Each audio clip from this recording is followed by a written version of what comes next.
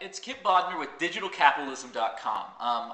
If you don't know me, I write a blog about social media, marketing, technology, online trends, and today I wanted to take something that's going on in mainstream news, and equate it back into the world of social media and technology.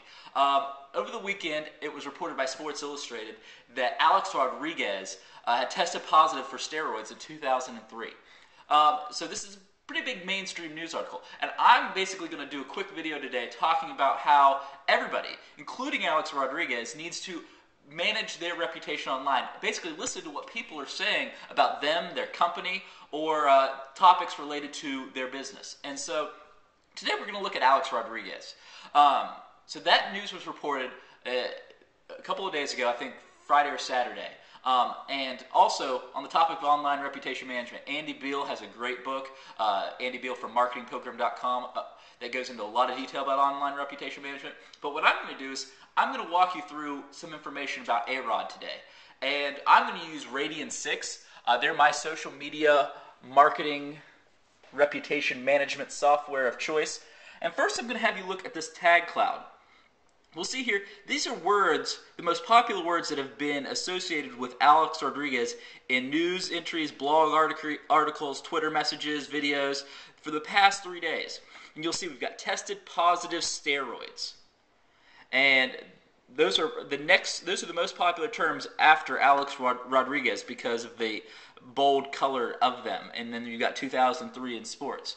So that doesn't tell you a lot. It tells you that a lot of people are talking about it, but it doesn't necessarily tell you the sentiment of which they're talking about it. So I'm going to bring you over here, and we're going to look at something else. We're essentially going to look at, here's some articles that people, specifically about what people are saying. So again, here's a message on Twitter, for example. You can see that MLB can't suspend Alex Rodriguez for steroids in 2003. He didn't break the rule, but I have a feeling his teammates will like him even less. That's from Vigilante Sports on Twitter. And I think that's pretty interesting. I think that's pretty telling in terms of a sentiment that's out there. But it lets you scroll through and see all the different articles that are mentioning Alex Rodriguez and steroid use and testing. And you'll see how many comments, number of unique commenters, how many people are viewing the articles. Really valuable information. Because what's the most interesting to me is that I think there's a lot of information to be taken away from this type of online reputation management. You've got to know what people are saying about you. I mean, it's as simple as that, really. I mean, if you're not listening and you don't know, how do you know to interact with people? How to interact with people? How do you know to talk with them in a way that is relevant to what they're wanting to speak with you about? So what I'm doing right now is I'm going to switch over and work on pulling up the graph, and you'll see here, I pulled this up.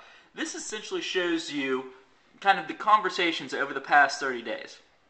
I've looked at cheat, cheater, and steroids in reference to articles about Alex Rodriguez in the last 30 days. And you'll see we started off with a few mentions over here for cheat and cheater, and then steroids is pretty flatline. So this guy went from being squeaky clean in the minds of everybody, nobody's talking about him using steroids, to whoop. You know, a couple of days ago, everything, steroids, cheater, mentions through the roof. So what does that tell me? It tells me he has a big problem. And we've kind of looked at some of the articles and Twitter messages of people talking about him. And so what does he do now? Well, hopefully his team of folks are looking at what people are saying online and looking on how to best respond to this crisis. But I think this is a lesson for companies out there, individuals out there. I don't care if you're an individual like me.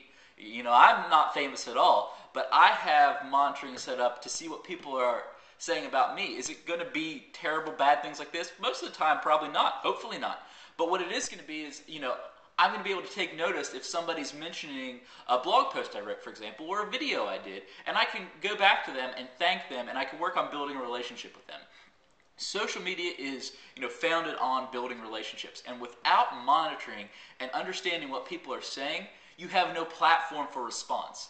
And without responding and working on building that relationship with people, you're really just going to have nothing. I mean, you're not going to be a success, from an individual standpoint or from a company or corporate standpoint. And that is the point I wanted to get across today. And you can see here that a few minutes, it took me 5 minutes to pull up this information. You can pull up some pretty interesting information that can relate to your business, or in this case, Alex Rodriguez's current crisis. Thanks, guys. This is Kipp Bodnar with digitalcapitalism.com. And again, if you have any questions or thoughts about this video, KBodnar32 on Twitter. Thanks.